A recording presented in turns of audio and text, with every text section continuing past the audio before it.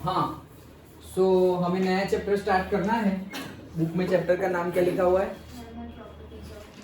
Yes, thermal properties of the material, metal. Okay, thermal properties of the metal. Metal क्यों बोला गया है? सबसे पहले तो ये मेटल इसलिए बोला गया है कि हम जनरली ये चैप्टर में मैटर, अच्छा हाँ, अच्छा, तो मैं इसलिए दूसरी बार पूछा, कोई बात नहीं, मैटर। लेकिन मैटर या मेटल क्यों बोला गया है? क्योंकि यहाँ पर हम जनरली ये चैप्टर में क्या डिस्कस करने वाले हैं, ये चैप्टर में हम डिस्कस, देखो मैंने क्यों ऐसा लिखा है, मैंने थर्मोमेट्री एंड थर्मल एक्सपेंशन, मतलब एक्चुअली हम ये दो ही चीज पढ़ने वाले हैं चैप्टर में। ओके, तो थर्मोमेट्री क्या है? थर्मोमेट्री मतलब जहां पर भी हम हीट का एक्सचेंज हो रहा हो या टेम्परेचर बढ़ रहा हो, कम हो रहा हो, उसका स्टडी करें, तो वो है थर्मोमेट्री। मतलब तुम ऐसा समझ सकते हो कि the branch which deals with the temperature. Okay, तो वो है थर्मोमेट्री। और दूसरा मेन टॉपिक है that is the thermal expansion. Thermal expansion मतलब कि जैसे ही हम टेम्परेचर को इंक्रीज करेंगे तो कोई भी सब्सटेंस होगा, कोई भी मैटर होगा, उसका एक्सपांशन होगा, फिर चाहे वो सॉलिड हो, फिर चाहे वो लिक्विड हो, फिर चाहे वो गैस हो, सबका एक्सपांशन होगा। एक्सपांशन का मीनिंग क्या है हमने पढ़ लिया है, कंप्रेशन एंड एक्सपांशन। तो कंप्रेशन का मीनिंग क्या था? डिक्रीज क्या? यस, डायमेंशंस, और सिंपली से साइज, और सिंपल कर दो वॉल्यूम। ओके, तो वॉल्यूम का कम होना वो था कंप्रेशन, और वॉल्यूम का बढ़ना दैट इज द एक्सपांशन। तो thermal properties of the matter, okay, उसमें हम थर्मल रिलेटेड प्रॉपर्टीज पढ़ेंगे। थर्मल रिलेटेड प्रॉपर्टीज मतलब कि जैसे हम, हाँ, हीट रिलेटेड, थर्म, ये हमने थर्मोडायनेमिक्स में वर्ड लिया था ना कि ग्रीक वर्ड है थर्म, जिसका मीनिंग होता है हीट। ओके, तो वहां पे हमने वैसा मीनिंग देखा था, थर्मोडायनेमिक्स, थर्म मतलब हीट और डायनेमिक्स मतलब heat in motion, like that. Okay, so you can say that this chapter is also say part or say part बोल दो या substitute of that thermodynamics। thermodynamics का ही part है ये। ओके, ये आएगा तो भी thermodynamics आएगा एक्चुअल में, ऐसा कहा जाएगा। thermodynamics से भी पहले हमें बेसिकली ये पढ़ना चाहिए, क्योंकि यहाँ पर हम समझेंगे कि टेम्परेचर है तो टेम्परेचर का कौन सा स्केल है, स्केल को कन्वर्ट कैसे करेंगे, कौन कौन से टाइप के थर्मोमीटर हैं, तुम अगर टेम्परेचर बढ़ाओगे तो एक्सपेंशन होगा, तो क्या सॉलिड में कैसा होगा, लिक्विड में कैसा होगा, गैस में कैसा होगा, वो सब चीजें हम यहाँ पढ़ेंगे। उसके बाद हमारा thermodynamics, understood? Okay, so that is the case. समझ में आ गया हम चैप्टर में करने वाले हैं। बेसिकली मैंने दो लिखा हुआ है, अदरवाइज थर्मल प्रॉपर्टीज, जैसे कि हम बोलते थे ना विस्कोसिटी, तो हम क्या बोलते थे? Viscosity is the property of the substance, और से फ्लूइड। ओके, तो वो फ्लूइड की प्रॉपर्टी है, मतलब जब फ्लूइड होगा उसकी पर्टिकुलर प्रॉपर्टी है।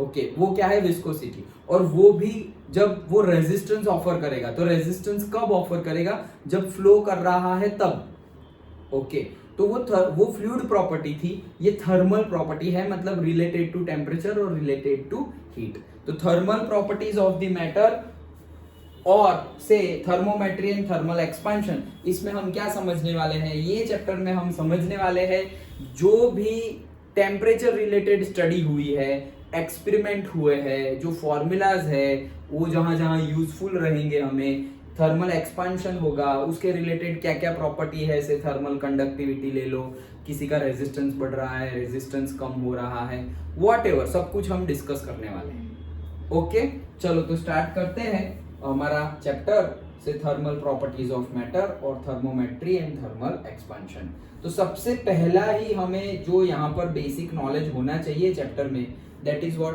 टेम्परेचर। तो टेम्परेचर क्या है?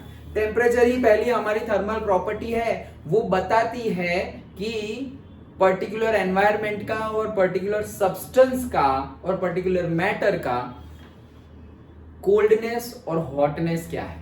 ओके, मतलब कि अगर सिंपल वे में तुम बोलो तो it is the degree of hotness और कोल्डनेस।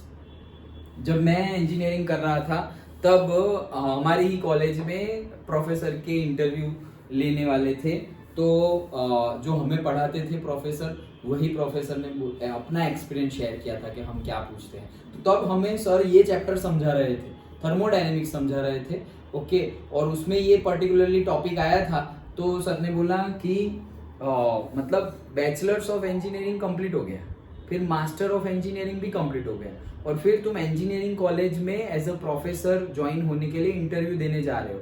तो बैचलर्स ऑफ इंजीनियरिंग में, बीई में और BTech whatever you call, उसमें जितने भी हम से 40-50 सब्जेक्ट्स पढ़ते हैं, तो एकदम अच्छे से प्रिपेयर करके गए, ये वो सर अपना एक्सपीरियंस बता रहे थे, ये वर्ड्स उनके थे।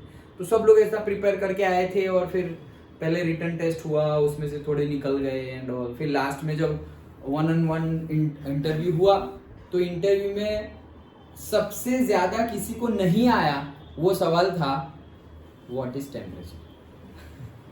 पूरी की पूरी इंजीनियरिंग कंप्लीट हो गई, तो सर हमें बोल रहे थे कि एकदम ऐसे बुक में पढ़ा हुआ होगा, ओके, तो ऐसा शायद हो सकता है कि हम भूल भी जाए रिवाइज नहीं करेंगे तो, लेकिन थोड़ा अंदर दिमाग में बिठा के रखो कि हम अगर भूल गए तो डेफिनेशन बना सके।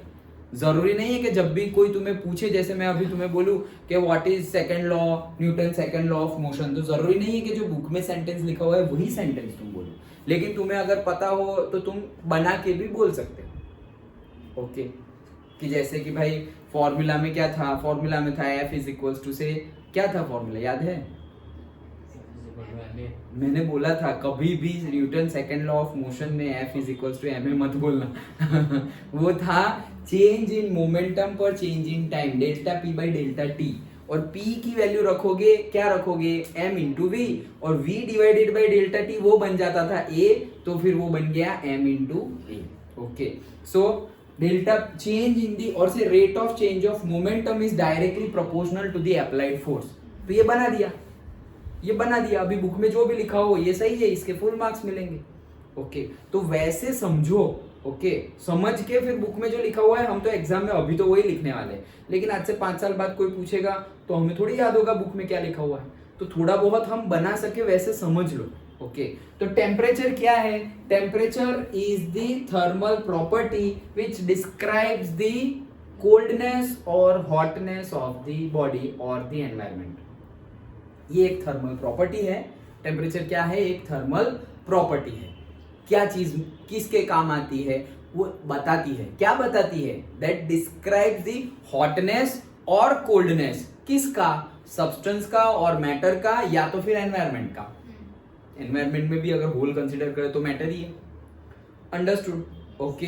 तो ये एक थर्मल प्रॉपर्टी है जो डिस्क्राइब करती है हॉटनेस और कोल्डनेस। कि सपोज ये मार्कर है, ये मार्कर कितनी हॉट है और कितनी कोल्ड है वो मुझे पता करना हो तो मैं मेजर कर लूंगा और बता दूंगा कि इसका टेम्परेचर तो एटमॉस्फेयर के टेम्परेचर जितना ही है, तो मतलब it is at normal room temperature, it is not hot और it is not cold. Room temperature पे ही होगा या रूम टेम्परेचर के आसपास होगा तो हम उसको हॉट और कोल्ड बोलेंगे नहीं।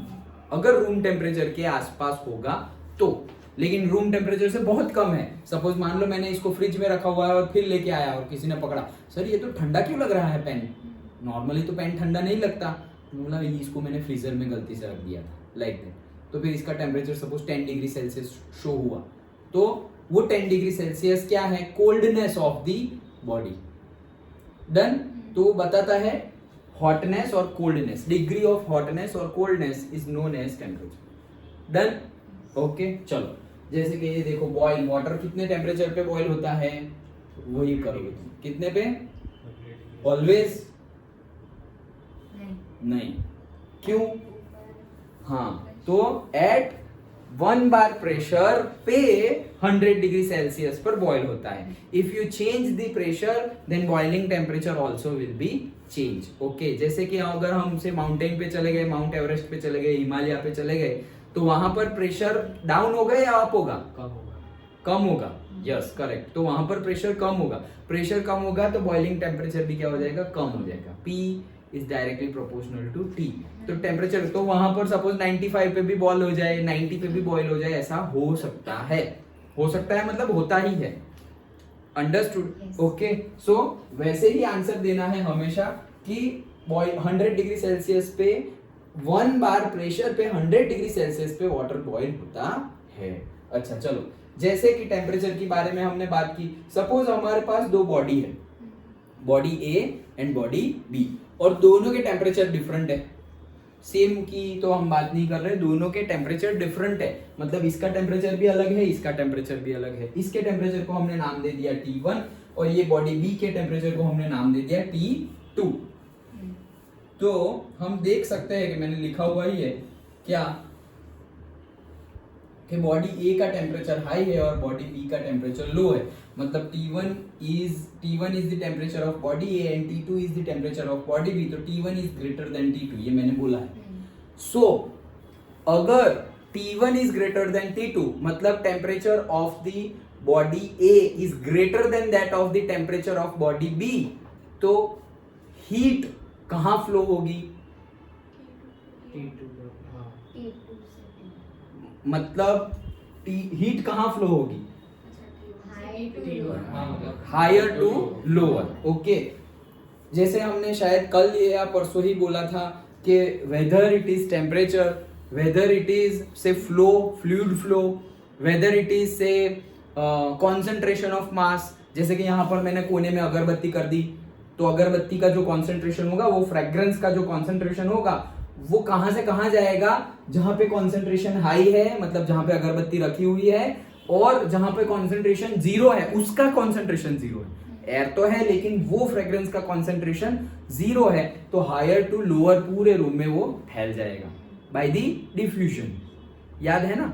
डिफ्यूजन वर्ड यूज करो या डिस्पर्जन वर्ड यूज करो। ओके, तो वो था क्या? कॉन्सेंट्रेशन का मूवमेंट और चेंज और गोइंग फ्रॉम हायर और से flow from higher to lower. वैसे ही हमने फ्लूइड अभी खत्म किया, तो फ्लूइड में भी देखो, जैसे हमने समझा था कि अगर हाइट पर है, माउंटेन पे फ्लूइड है, तो नीचे आएगा तो उसको कोई एनर्जी की जरूरत नहीं है, वो ग्रेविटेशनल एनर्जी से ही चला आएगा। क्यों? क्योंकि वहां पर उसकी जो कौन सी एनर्जी ज्यादा है? पोटेंशियल एनर्जी ज्यादा है। यहाँ पर नीचे आके ग्रेविटेशनल एनर्जी कम, इतनी ज्यादा कम नहीं होने वाली, लेकिन यहाँ पर पोटेंशियल एनर्जी ज्यादा है और नीचे पोटेंशियल एनर्जी कम है। सो अगेन वो कहां से कहां आया? Higher potential energy to lower potential energy. अगर हम पाइप में, अगर पाइप है, सीधा पाइप है, सीधा, अभी पोटेंशियल एनर्जी भी सेम हो गई। क्यों? क्योंकि हॉरिजॉन्टल पाइप ले लिया, हॉरिजॉन्टल पाइप ले लिया और उसमें पानी भरा हुआ है। ओके, अब पानी भरा हुआ है, तो अगर हम बोले कि भाई वाटर कहां से कहां फ्लो हो रहा होगा, से लेफ्ट टू राइट फ्लो हो रहा होगा या राइट टू लेफ्ट फ्लो हो रहा होगा, तो जिस डायरेक्शन में जहां पर पॉइंट ए और पॉइंट बी है, तो अगर पॉइंट ए और पॉइंट बी का टेम्परेचर सेम है, प्रेशर सेम है, तो कोई भी डायरेक्शन में फ्लो हो रहा होगा नहीं। लेकिन अगर प्रेशर ए पॉइंट का प्रेशर हायर है और बी पॉइंट का प्रेशर लोअर है, सो फ्लो हो रहा होगा from point A to point B. Suppose हमने यहाँ ए पॉइंट के पास मोटर रख दी है, मतलब हमारी इलेक्ट्रिक मोटर जिसको हम पंप बोलते हैं, तो वो रख दी, वो क्या करेगा? पानी को धक्का मारेगा, आगे जा आगे जा आगे जा, ऐसे। तो वो धक्का मारेगा, तो पानी को धक्का लगा, तो वहां क्या हो गया? धक्का लगा मतलब force per unit area, pressure, तो यहाँ पर प्रेशर बढ़ गया, तो यहाँ ज्यादा प्रेशर, यहाँ कम प्रेशर, इसलिए तो हमने क्या समझा? पोटेंशियल एनर्जी समझा, हमने टेम्परेचर समझा, हमने कॉन्सेंट्रेशन समझा, कुछ और रह जा रहा है। मान लो इलेक्ट्रिसिटी, तो इलेक्ट्रिसिटी को भी हम कहां से कहां फ्लो करवा रहे थे? बैटरी को कनेक्ट किया, पॉजिटिव टर्मिनल, नेगेटिव टर्मिनल, तो higher potential to lower potential flow of electron होते थे। याद है ना? ऐसे बड़ी डंडी छोटी डंडी, तो बड़ी डंडी से करंट को निकाल के हम पूरा घुमा के छोटी डंडी में डालते थे। याद आया करंट में? ओके, तो हर जगह फ्लो, गरम गरम चाय ले आए और यहाँ पर रख दी, तो वो ठंडी होगी। क्यों ठंडी हो गई? क्योंकि उसका टेम्परेचर हायर है और एनवायरनमेंट का टेम्परेचर लोअर है, तो ये फ्लो हो गया कहां से कहां? Higher to lower. लेकिन कोल्ड ड्रिंक का केस ले लो, तो कोल्ड ड्रिंक हमने ले लिया, फ्रीजर में से निकाल दिया एकदम से -5 डिग्री सेल्सियस वाला, उसमें कहां से कहां फ्लो हो रहा है? हायर टू लोअर या lower to higher? Cold drink ले आया फ्रीजर में से -5 डिग्री सेल्सियस और उसको मैंने यहाँ पर रख दिया, तो वो क्या होगा? ठंडा होगा या गर्म होगा? गर्म होगा। वो गर्म होगा ना, ऐसे देखा जाए टेम्परेचर वाइज तो गर्म ही होगा। डन? क्यों? क्योंकि वो तो फ्रीजर में था और अभी नॉर्मल टेम्परेचर पे आ गया, तो अब वो जैसे चाय क्या हुई? ठंडी हो गई, लेकिन कोल्ड ड्रिंक क्या होगी? गर्म होगी। अच्छा, तो अभी तुम आंसर तो दो पहले, कहां से कहां टेम्परेचर फ्लो हुआ? लोअर टू हायर या हायर टू लोअर? हीट कहां जाएगी? हाँ वही पूछ रहा हूँ, हीट इक्विलिब्रियम रीच होगा, लेकिन इक्विलिब्रियम में फॉरवर्ड रिएक्शन भी है और बैकवर्ड रिएक्शन भी है, तो कौन सी डायरेक्शन में रिएक्शन, केमिकल रिएक्शन या फिर टेम्परेचर, फिजिकल प्रोसेस, ये तो फिजिकल है, केमिकल नहीं है, तो कौन सी डायरेक्शन में? तो हायर टू लोअर, वो तुम्हें कंफ्यूज करने के लिए बोला, लेकिन कोल्ड ड्रिंक्स में कोई लेकिन नहीं, कोल्ड ड्रिंक्स में भी सेम रूल, क्या, higher temperature to lower temperature. तो हायर पे कौन है, एटमोस्फियर हायर टेम्परेचर पे है और लोअर पे कोल्ड ड्रिंक्स है, तो एटमोस्फियर की हीट जाएगी उसके अंदर, एटमोस्फियर की हीट उसके अंदर जाएगी। किसी के हो तुम हीट दो, थर्मोडायनेमिक्स केमिस्ट्री में तो हम पढ़ लिए हैं, अगर कोई भी सब्सटेंस है, ये वाटर है, उसको तुमने हीट दी तो उसका टेम्परेचर बढ़ेगा या कम होगा? ये वाटर है, उसको तुमने हीट दी तो उसका टेम्परेचर बढ़ेगा या कम होगा? बढ़ेगा। तो कोई भी ऑब्जेक्ट हो, उसको अगर तुम हीट उसको दोगे, अगर उसको ऑब्जेक्ट को हीट मिलेगी तो उसका टेम्परेचर क्या होगा, बढ़ जाएगा। तो बढ़ी तो गया, वो -5 पे था और अभी रूम टेम्परेचर 30 पे आ गया सपोज, तो -5 से 30 हो गया तो बढ़ी गया ना, तो हायर टू लोअर ही जाएगा। हीट कहां से कहां गई, एनवायरनमेंट में से बॉटल में। सबके लिए हमने इलेक्ट्रिसिटी डिस्कस किया, हमने पोटेंशियल एनर्जी डिस्कस की, हमने कॉन्सेंट्रेशन डिस्कस किया, हमने प्रेशर डिस्कस किया, हमने टेम्परेचर डिस्कस किया, जो रह गया वो भी सब कुछ बोल दिया। ओके, क्या हायर टू लोअर फ्लो होगा? हाँ बोलो। जैसे कि इस रूम में एकदम बड़ा सा आइस लेयर है, तो रूम भी ठंडा हो जाएगा। हाँ हो जाएगा, तो उसका क्या? तो उसमें तो हीट मतलब आइस में से रूम में ट्रांसफर नहीं नहीं होगी। क्यों नहीं होगी? क्योंकि आइस यहाँ लाया वो तो पिघलेगा, पिघलेगा ना। पिघला क्यों? कोई चीज मेल्ट कब होती है? उसको टेम्परेचर बढ़े तब या कम हो गए तब हीट मिलेगी तब। हीट कहां से मिली उसको? रूम में से। तो वही हीट फ्लो हुई रूम में से आइस में, तो हायर टू लोअर ही फ्लो हुई। ठंडा तो हो गया है, तो ठंडा कब होता है? जब हीट निकल जाए तब ठंडा होता है। जब तुम्हारी बॉडी में से हीट निकल जाए तो ठंडे हो जाएंगे, और हीट आ जाए तो गर्म हो जाए। यही सेम कंसेप्ट। अगर हीट दी तो गर्म हो जाएगा। तो अगर हम फ्रिज में रखते हैं तो फ्रिज क्या करती है? उसमें से हीट ले लेता है, एब्जॉर्ब कर लेता है। इसीलिए अगर मतलब नॉर्मल टेम्परेचर वाला पानी अगर हमने रख दिया फ्रीजर में या फ्रिज में, तो क्या होगा? उसका जो हीट है वो हीट कहाँ जाएगी? ये नॉर्मल टेम्परेचर है, फ्रिज में लो टेम्परेचर है, तो यहां से हीट जाएगी फ्रिज में, और इसीलिए उसने तो लॉस किया ना हीट का। वाटर ने तो अपने हीट का लॉस किया, इसलिए वो ठंडा हो गया। गर्म कौन हुआ? गर्म फ्रिज हुआ। फ्रिज गर्म होके क्या हो रहा है? इसीलिए तो देखो पीछे कंडेंसर है, वहां से गर्म हवाएं निकलती है। वो जब घूमता है तब क्या घूमता है? वर्किंग फ्लूइड, जिसको हम रेफ्रिजरेंट बोलते हैं। जो रेफ्रिजरेटर में घूमता है उसको रेफ्रिजरेंट बोलते हैं। अंडरस्टूड? तो वहां पर भी वही चीज हो रही है। अरे even in day to day life बोलते हैं ना, संग वैसा रंग। तो तुम कोई एक लेवल पे हो और तुम्हारे कलीग जो भी क्लास में हो या ट्यूशन में हो या स्कूल में हो, कहीं पर भी, वो ये लेवल पे है। एजुकेशन की बात नहीं कर रहे, कोई भी, सारे लेवल की बात कर रहे हैं, सारे, कोई भी लेवल की बात कर रहे हैं। तो उसमें होगा क्या? ऐसे ही आएगा, अपर टू लोअर ही आएगा। ये हायर टू लोअर, ये क्या है? मतलब ऐसा समझो कि तुम्हारा दोस्त गलत बातों में हायर लेवल पे है तुमसे गलत बातों में तुमसे हायर लेवल पे है, तो भी होगा क्या? वो हायर पे है ना, तो उसमें से तुम्हारे में अंदर आएगी, क्योंकि तुम लोअर पे हो। गलत बातों में तुम लोअर पे हो, तो वो तुम्हारे पास आएगी।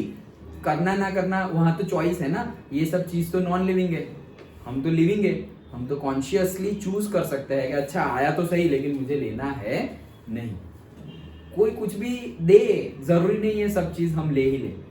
ओके, वो एक फेमस डायलॉग नहीं हो गया था अभी मुकेश अंबानी का, कि उसका इंटरव्यू ले रहे थे, तो जैसे वेलकम स्पीच होती है ना, तो वेलकम करते हैं दुनिया के और से इंडिया के रिचेस्ट पर्सन में से एक, इंडिया के तो रिचेस्ट ही है और दुनिया के भी टॉप 10 रिचेस्ट में से एक, जिनकी इतनी प्रॉपर्टी है, ये वो, इतना बड़ा इंट्रोडक्शन दिया मुकेश अंबानी जी का।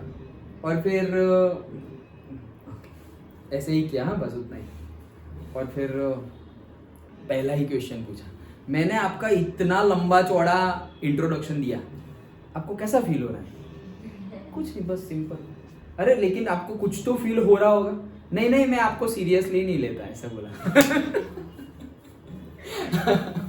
तो तो वो तो वो पूरा उसका मीम बन गया था कि मैं आपको सीरियसली नहीं लेता।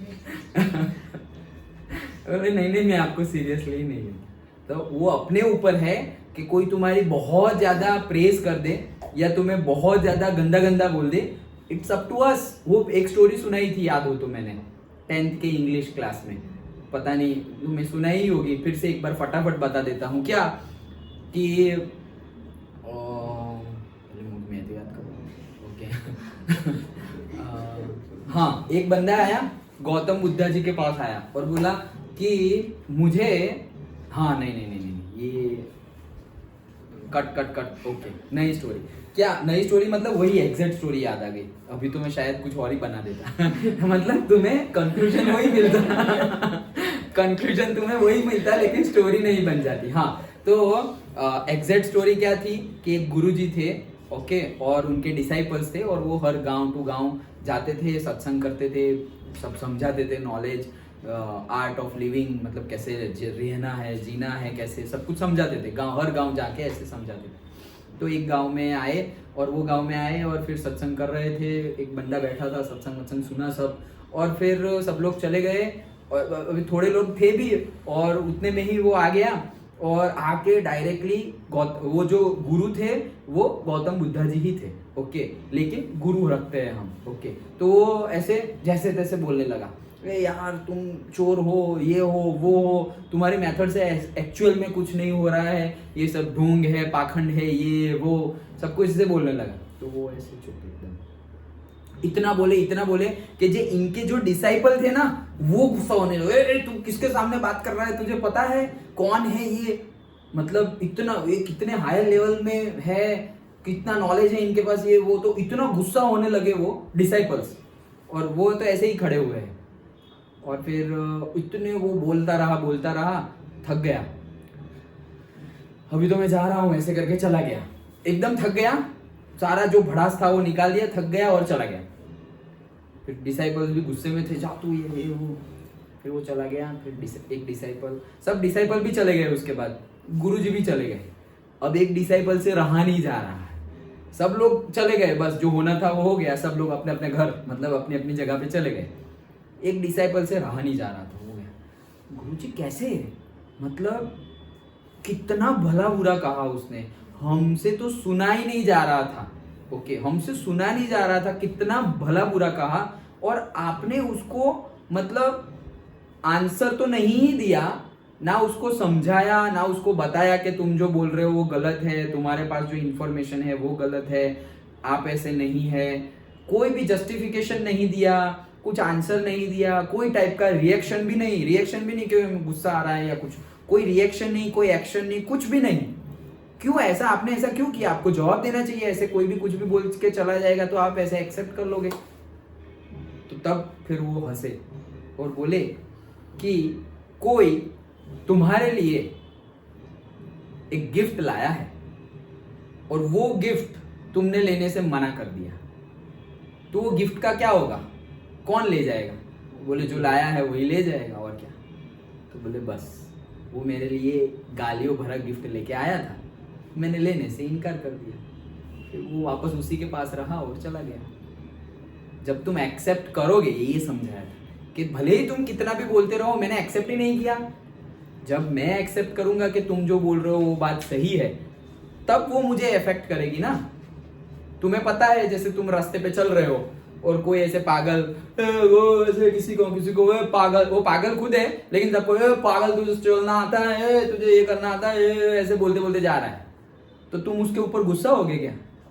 या तुम ऐसे मुझे कैसे पागल बोला तू, ये वो, ऐसा? कोई ड्रंकर्ड है, कोई पागल है और ऐसा हमें कुछ कर रहा है तो हम रिएक्ट करते हैं?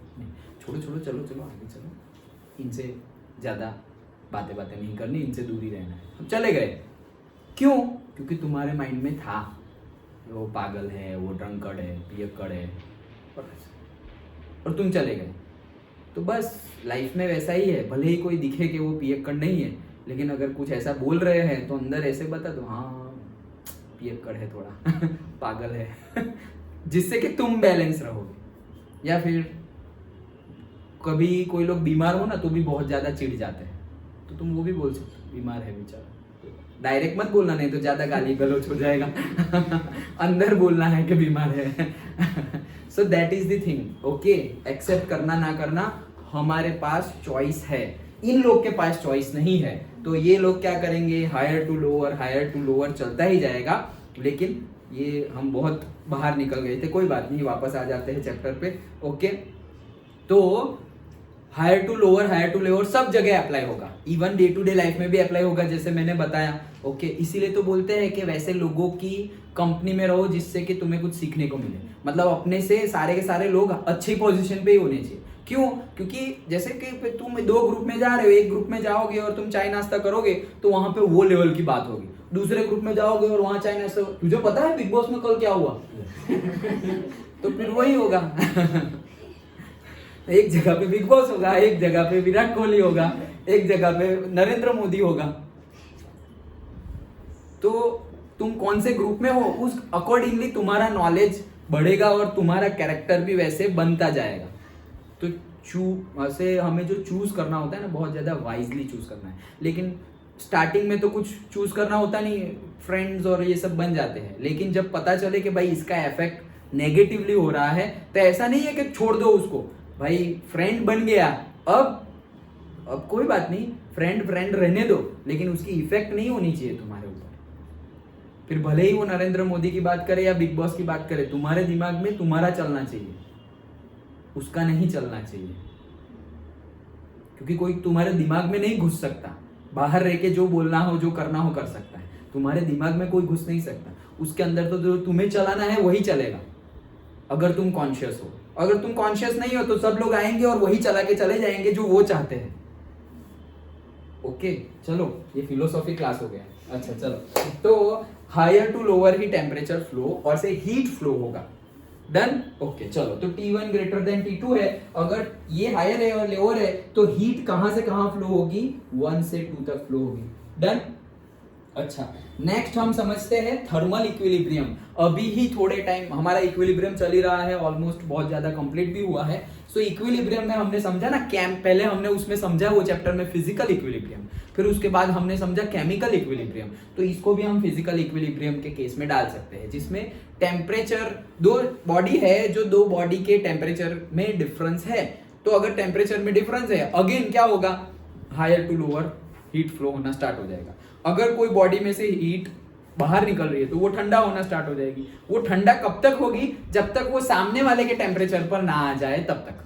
ओके, तो thermal equilibrium means what, it is the stage eight which all the bodies, और से बोथ दी, 2 बॉडी की बात कर रहे हो तो both the bodies are at the same temperature. 3 body की बात कर रहे हो तो 3 बॉडी, और ऑल बॉडी, जितनी बॉडी की बात कर रहे हो, अभी हम बोले कि भाई 3 और 2 5 और 1 6, तो V6 are at thermal equilibrium. Sir ऐसा कैसे? हाँ, तो हम सबका बॉडी टेम्परेचर ऑलमोस्ट सेम जैसा ही होगा, 37 38 36, और तो ज्यादा कुछ होगा नहीं। Done, okay. या हमने एयर कंडीशन, सेम रूम में बैठे हुए हैं, ओके। ये क्या, डायनासोर वापस आ गए?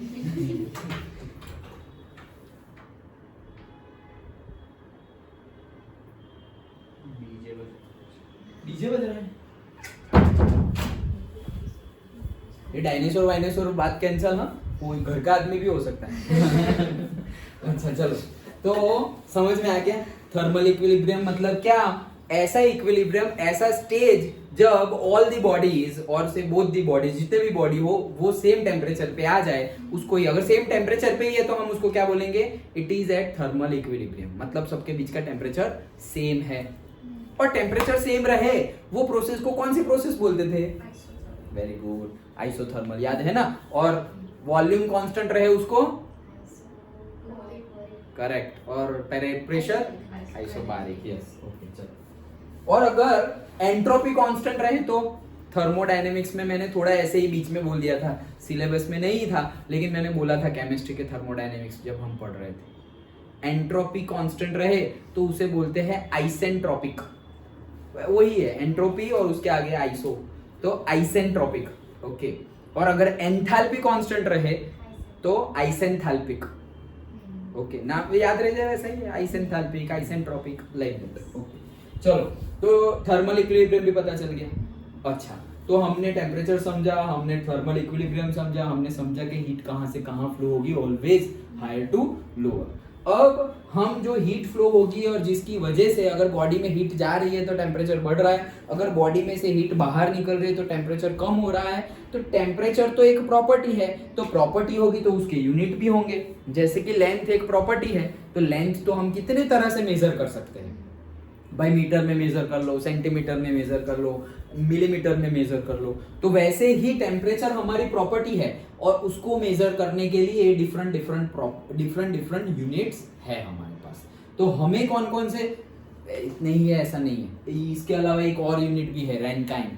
ओके, बहुत सारे होंगे लेकिन ऑफिशियली जो वर्ल्ड वाइड सबसे ज्यादा यूज होते हैं वो है 4, केल्विन, सेल्सियस, फ़ारेनहीट एंड रैनकाइन। रैनकाइन अभी तुम्हारे लिए जरूरी नहीं है, तो अभी 3 रखे हुए हैं। ओके, सारे के सारे साइंटिस्ट के नाम, सारे के सारे, केल्विन भी, सेल्सियस भी, फ़ारेनहीट भी और रैनकाइन भी। ओके, हाँ चलो, तो ये 4, ये सिर्फ याद रखने के लिए बता रहा हूँ, रैनकाइन ऐसा नाम है उसका। अच्छा, सो सिर्फ याद रखने के लिए नहीं, सिर्फ जनरल इंफॉर्मेशन के लिए, याद रखो ना रखो चलेगा। केल्विन, सेल्सियस, फ़ारेनहीट, तो ये क्या है, डिफरेंट यूनिट है। ओके, जिसमें हम टेम्परेचर मेजर करेंगे। तो जैसे कि ये मेरे पास एक थर्मोमीटर है, वो थर्मोमीटर में यूनिट कौन सा है, केल्विन।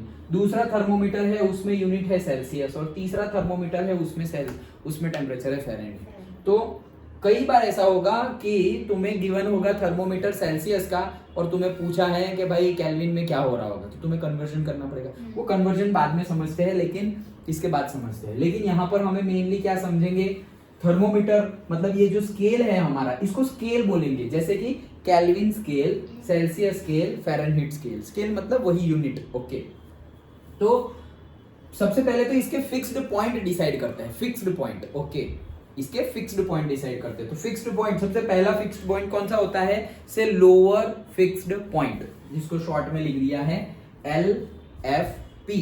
तो लोअर, ये कोई स्टैंडर्ड नहीं है, ये ऐसे ही लिख दिया है LFP। Okay, lower fixed point. Okay, तो अभी कभी जाके पूछ मत लेना किसी को, तुझे पता है LFP क्या है, ये क्या बात कर रहे हो यार, ये तो ऐसा ही है जो हम मैंने ऐसे बना देता वैसे ही लिखा हुआ है। ओके, LFP मतलब क्या है, एक फिक्स्ड पॉइंट है। ये फिक्स्ड पॉइंट कौन सा, lower fixed point. Lower fixed point कौन सा होता है, जो टेम्परेचर पर वाटर, प्रेशर कांस्टेंट है 1 बार, जो टेम्परेचर पर वाटर फ्रीज हो जाए वो है हमारा लोअर फिक्स्ड पॉइंट। फिर से बोल रहा हूं, वो जैसे कि फ्रीजिंग पॉइंट, ये डेफिनेशन तो फ्रीजिंग पॉइंट की हुई ना, जो टेम्परेचर पे वाटर 1 बार प्रेशर पे, जो टेम्परेचर पे वाटर फ्रीज हो जाए उसको फ्रीजिंग पॉइंट बोलते हैं। तो वही बता रहा हूं कि लोअर फिक्स्ड पॉइंट कौन सा है, वो पॉइंट है जहां पर वाटर फ्रीज हो जाए 1 बार प्रेशर पर। ओके, हमें पता ही है कितने डिग्री सेल्सियस पे फ्रीज होता है, 0। ओके, तो देखो ये हमारा 0 डिग्री सेल्सियस जो है वो बन गया हमारा lower fixed point. Done. Okay, तो ये लोअर फिक्स्ड पॉइंट हो गया। और जो डिग्री टेम्परेचर पर 1 बार प्रेशर पे वाटर बॉईल हो जाए उसको बोलेंगे हम अपर फिक्स्ड पॉइंट। तो हमें पता है 100 डिग्री सेल्सियस पे वाटर बॉईल होता है एट 1 बार प्रेशर। ओके, तो ये हमने लोअर फिक्स्ड पॉइंट और upper fixed point for the Celsius लिख दिया। केल्विन में भी हमें पता है, कन्वर्जन तो हमें पता है, लेकिन हम कन्वर्जन बाद में पढ़ेंगे। लेकिन केल्विन में भी क्या होता है हमें पता है, क्या 0 डिग्री सेल्सियस मतलब 273 केल्विन होता है। ओके, तो लोअर फिक्स्ड पॉइंट कितना हो गया, 273 केल्विन, और अपर फिक्स्ड पॉइंट कितना हो गया, उसमें ये 100 ऐड कर दो तो कितना हो जाएगा, 373 केल्विन। इतना तो हमें पता ही है। अच्छा, एब्सोल्यूट जीरो पे बाद में आते हैं। ओके, सो अब ले लेते हैं third one, that is the Fahrenheit. तो फ़ारेनहाइट के लिए लोअर फिक्स्ड पॉइंट कितना होता है, 32 डिग्री फ़ारेनहाइट। याद रखना 32 डिग्री फ़ारेनहाइट पे वाटर फ्रीज हो जाएगा एट 1 बार प्रेशर। 1 बार प्रेशर पे अगर टेम्परेचर तुम ले रहे हो फ़ारेनहाइट में, तो 32 डिग्री फ़ारेनहाइट पे वो फ्रीज हो जाएगा। डन। ओके, जैसे बोलते हैं ना कि भाई इसको तो 101 बुखार था, तो 101 बुखार था, तो 101 बुखार कौन सा है, फ़ारेनहाइट वाला है। अगर सेल्सियस वाला 101 बुखार होता तो फट जाता। ओके, तो वो 101, इसको 103 बुखार था, तो 103 क्या टेम्परेचर, 103 टेम्परेचर कैसे, बॉडी का टेम्परेचर तो 37 है, वो 37 सेल्सियस है, और ये जो 103 बोल रहे हैं वो फ़ारेनहाइट है। अंडरस्टूड? ओके, तो इसका अपर फिक्स्ड पॉइंट कौन सा है? इसका अपर फिक्स्ड पॉइंट है 212 फ़ारेनहाइट। डन? कितना? 212 फ़ारेनहाइट। आगे पढ़ेंगे आगे। ओके, तो हम उसमें कन्वर्जन इजीली कर सकते हैं।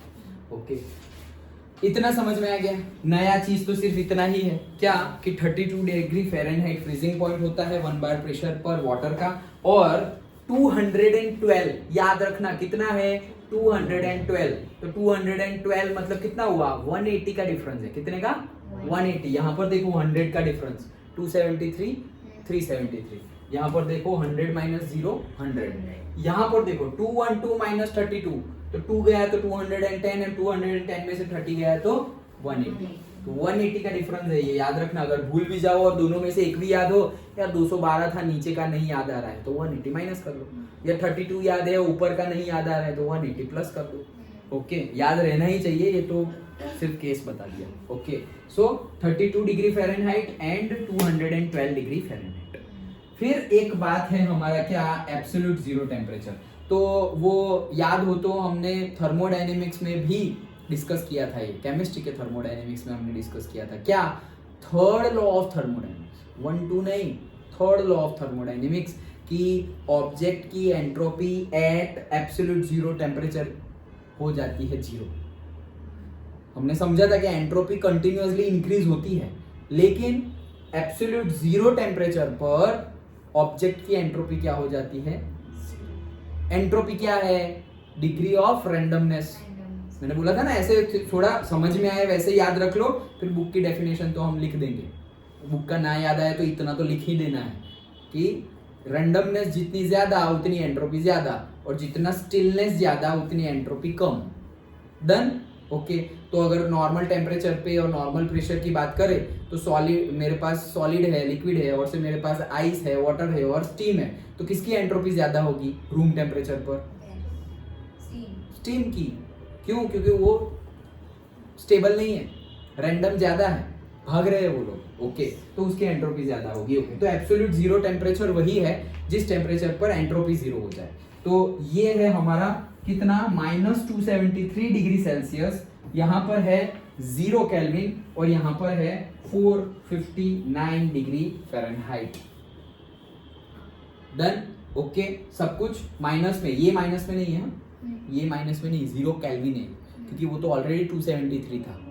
ओके, तो वो हो गया 0 केल्विन, और ये कितना है? तुम ऐसे डायरेक्टली माइनस करके भी तुम्हें मिल जाएगा। देखो ये 0 है, ये तो कन्वर्जन जब हम बाद में पढ़ेंगे तब। ये एब्सोल्यूट जीरो समझ में तो है ना क्या है? जो टेम्परेचर पर एंट्रोपी 0 हो जाए वो है तुम्हारा absolute zero temperature. Absolute zero, ये 0 कौन सा है? 0 डिग्री सेल्सियस। 0 कौन सा है?